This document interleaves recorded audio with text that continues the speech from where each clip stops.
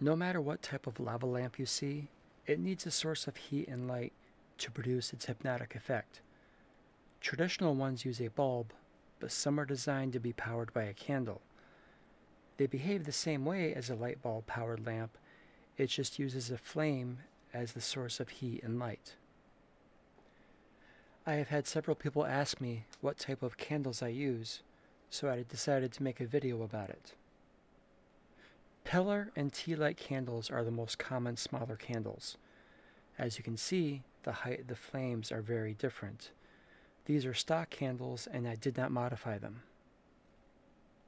To investigate how the heat varies based on the flame size, I set up a simple experiment. I will position the top of the flame to be a set distance from the bottom of the flask.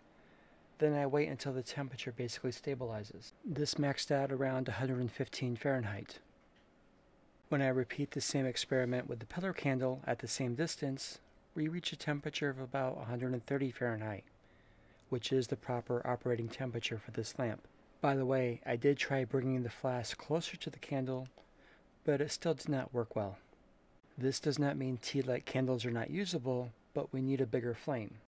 To do this, I used a toothpick to poke a hole in the center of the wax.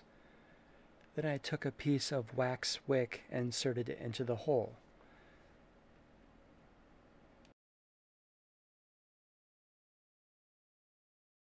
This is obviously too long, so I'm going to cut it to be about maybe 3/4 of an inch. When I compare the modified version to a basic tealight candle, you can see how much bigger the flame is. So instead of modifying a tealight candle, just stick with the pillar candles. I hope this experiment helps you understand how the flame size on a candle can affect its performance with a flame-powered lava lamp. In the end, it's always easier to replace your candles with the same type. I hope you enjoyed this video, and it helped you if you have a flame-powered lava lamp. Thank you for watching. Please subscribe and have a nice day.